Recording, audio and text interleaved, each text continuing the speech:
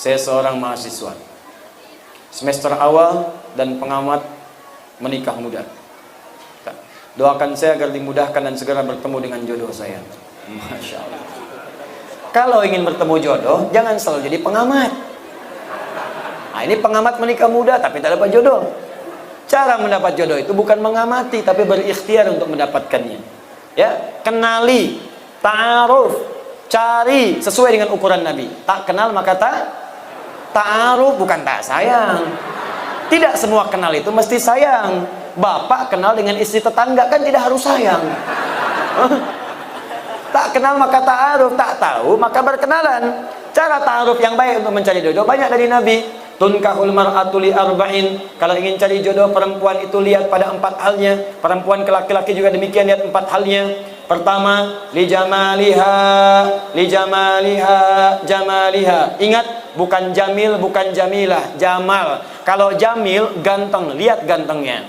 Kalau jamilah cantik, lihat cantiknya. Jamil ganteng, Saiful ganteng, Saiful jamil. Jamilah cantik, Mulan cantik, Mulan jamilah. Tapi kalau jamalah itu adalah penampakan keindahan yang terpampang pada warasnya, pada parasnya. Di bagaimana kalau ditatap jadi senang? Kata orang cantik itu relatif, jelek itu mutlak. Tapi ada orang yang wajah biasa, tapi kalau ditatap indah, enak, suaranya merdu. Memang parasnya 100%, tapi cerewetnya 1000%. Nah enak juga. Coba Sayyidah Khadijah, istri Nabi, dengan Sayyidah Zainab binti Jahsy, cantik mana di antara itu? Bagus. Kalau tahu saya akan tanya, sudah pernah lihat? Kata orang, cantik paras itu Sayyidah Zainab. Mata kalau melihat tak berkedip, wajah tak berpaling. Tapi yang disebut dalam mimpi Nabi Sayyidah Khadijah. Lihat Al-Bukhari, kitab Badul Wahyi, nomor hadis yang keempat sampai 5, dari kanan sebelah bawah sampai kiri atas. Nabi pernah turun dari gua Hira, belum ada wahyu setelah periode Iqra. Di tengah jalan siang-siang tiba-tiba ada suara, Muhammad, Muhammad, Muhammad. Tengok kanan kiri kosong, depan belakang tak ada orang. Tengok atas ada sosok seperti duduk bainas sama'i wal ardi memanggil Muhammad, Muhammad. Bapaklah keluar dari dangung-dangung ini. Siang-siang kosong tak ada orang. Begitu keluar, tak ada orang, kanan kiri kosong, depan belakang kosong. Tiba-tiba ada panggilan. Nengok atas jubah putih rambut gondrong. Jubah putih rambut gondrong sambil begini, Pak. Kira-kira apa yang dilakukan? Kata Nabi, faru'ibtu minhu, saya pergi meninggalkan tempat itu dengan cepat dengan keadaan takut. Tapi yang dahsyat, datang pulang sampai rumah bertemu dengan Sayyidah Khadijah. Begitu dibuka melihat wajah Sayyidah Khadijah, hilang setengah ketakutannya.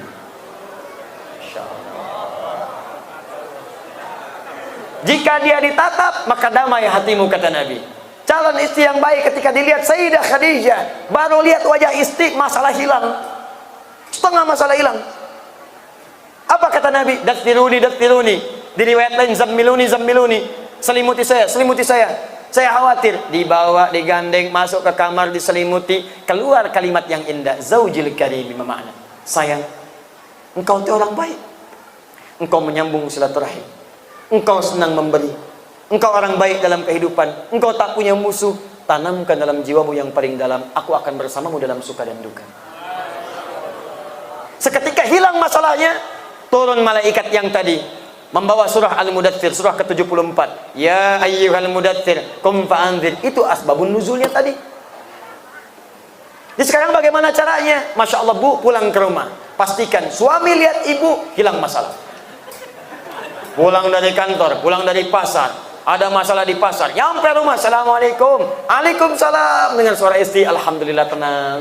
Begitu dibuka, tambah masalah. Nah, ini pertama lah. Ya. Kedua, nasabiyah, lihat dari mana dia berasal supaya tidak menimbulkan fitnah. Cari ukurannya. Ketiga, kemudian apa yang terjadi? Kata Nabi, lihat juga lima liha. Ada yang menafsirkan adalah kekayaan hartanya. Tapi saya cenderung kepada penafsiran kemampuan dia mengelola harta suaminya. Awas, kadang banyak yang salah tafsir. Oh, kalau yang kaya, saya cari aja janda kaya, saya nikahin kaya saya. Tidak. Saya cari aja anak orang kaya, saya nikahin jadi kaya. Tidak. Kata para ulama hadis sebagian, makna di sini adalah kemampuan dia mengelola harta suami. Jangan sampai pendapatan Anda 5 juta, tapi zakat molnya dia 10 juta. Stres Anda. Untuk salonnya saja sudah 7 juta, capek. Yang terakhir, yang keempat, lidiniha, ketaatannya kepada Allah. Ya, fadfar bidzatid dini taribat yadak. Kalau ada yang keempat ini yang paling dahsyat. Karena itu Bu, Pak, maaf ya. Kalau ada seorang pemuda, akhlaknya baik, agamanya bagus, Qur'annya hafal, taat pada Allah, kata Nabi, jangan ditolak tuh karena sulit untuk menemukannya. Jangan dihilangkan peluangnya, cepat. Sekarang sedang marak di Indonesia, Jakarta, Bekasi sekitarannya, mahar untuk menikah, sekarang rata-rata hafal berapa juz. Ada seorang pemuda datang melamar kepada anak kiai, anaknya cantik luar biasa, taat salihah. Ternyata bukan dia saja yang datang, 2 orang lain datang, 3 orang datang mau mengajukan lamaran. Begitu datang pertanyaan kiainya bukan yang lain, Quran. Ananda siapa namanya? Saya Anas, Pak. Baca surat An-Nas. Baca. Bagus. Kalau Ananda siapa? Saya Torik, Pak. Baca surat At-Torik. Bagus. Yang ketiga, belum ditanya, udah pucat wajahnya. Kalau Ananda siapa? Saya Imran, Pak. Tapi dia tak hilang akal. Cuma panggilan sehari-hari, kulhu, Pak. Ya. Nah, coba carilah yang seperti itu. Yang ikhwan juga demikian. Coba ta'aruf yang baik. Kalau sudah jangan lama-lama, ya. Lamar dengan baik. Doa malamnya istikharah. Nampak dia, besoknya lamar. Doakan, sentuhlah ia tepat di hatinya. Maka ia akan jadi milik untuk selamanya. Bikin status. Udah datang. Dan para akhwat saya nasihati ya, awas nih yang belum menikah, jangan dengarkan rayuan-rayuan gombal para lelaki. Aku mencintaimu.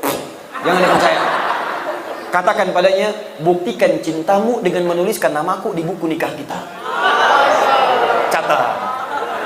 Itu punya BPKB. Apa itu BPKB? Buku pernikahan kita berdua. Masya Allah. Kenapa nyampe sana ini? Dah, 3 menit lagi saya jawab. Bismillahirrahmanirrahim. Ustadz, bagaimana caranya kita berdoa kepada Allah supaya hati kita tenang, hati kita terang? Caranya yang berdoa. Minta kepada Allah supaya diterangkan hati. Bagaimana caranya? Yuk kita mulai beberapa bagian dari Al-Quran. Pertama, tingkatkan zikir kepada Allah. Apa itu zikir? Zikir itu amalan yang punya pengaruh kepada hati. Selain tenang, nanti Allah akan turunkan cahaya. Apa dalilnya? Quran surah ke-13 ayat 28. Ala bi dzikrillahi tatmainnul qulub. Apa amalannya? Pertama, salat. Karena itu salat disebut dengan zikir. Apa dalilnya? Quran surah ke-20 ayat ke-14. Innani anallahu la ilaha illa ana fa'budni wa aqimis salata lidzikri. Tunaikan salat sebagai zikir kepadaku. Amalan kedua apa? Rajin baca Al-Quran. Rajin. Datang surau, baca Quran. Pulang kamar, baca Quran. Walaupun tak harus panjang-panjang, konsisten bacakan. Maka Allah akan berikan hidayah dan kemuliaan. Apa dalilnya? Quran surah 15 ayat 9. Inna nahnu nazzalna dzikra wa inna lahu lahafidhun. Kami yang telah turunkan Al-Quran sebagai zikir. Jadi baca Quran itu zikir. Amalan ketiga, mulai menghafal walaupun ayat-ayat pendek. Menghafal Quran itu bagian dari zikir. Apa dalilnya? Quran surah ke-54 ayat ke-17, ayat ke-22, ayat 32, ayat ke-40. Walaqad yassarnal Qur'ana lidzikri fahal min muddakir. Kami telah mudahkan Al-Quran yang bisa digunakan sebagai zikir untuk dihafalkan. Baca, maka akan terbuka segala kemuliaan. Ada lagi yang zikrullah, sebut nama Allah. Ya Abud, Ya Allah, Ya Rahman, Ya Rahim, Al-Asmaul Husna. Apa dalilnya? Quran surah kedua Al-Baqarah ayat 152. Fadhkuruni adzkurkum. Zikir kepadaku, aku akan menyebut namamu. Bagaimana cara berzikirnya? Quran surah ke-17 ayat 110. Qulidullah, sebut nama Allah. Ya Allah, Ya Allah, Ya Allah. Awir Rahman atau Ar-Rahman, Ar-Rahman, Ar-Rahman. Ayyamma tad'u falahul asmaul husna. Atau sebutkan nama-nama Allah dari al-asmaul husna.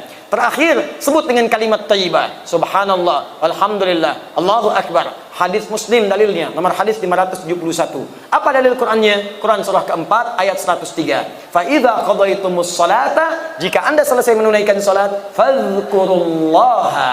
Cepat berzikir kepada Allah. Ada lagi zikir spesial. Kalau ini bisa dilakukan, maka Allah akan menjaga Anda dari perbuatan maksiat dan dibukakan segala hal-hal yang buruk dalam kehidupan untuk dijauhi.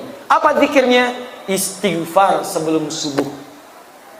Sebelum tiba subuh, tahajud, tunggu subuh, istighfar. Astagfirullah, astagfirullah, astagfirullah, astaghfirullahalazim alladzi la ilaha illa huwal hayyul qayyum wa natubu ilaih. Apa dalilnya? Quran surah 51 ayat 18, paling kanan pertengahan. Wabil ashari hum yastaghfirun. Allah taala alam bisawab.